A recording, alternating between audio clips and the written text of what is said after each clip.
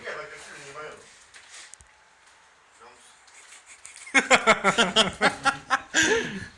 Сука, блядь, делать нечего людям-то.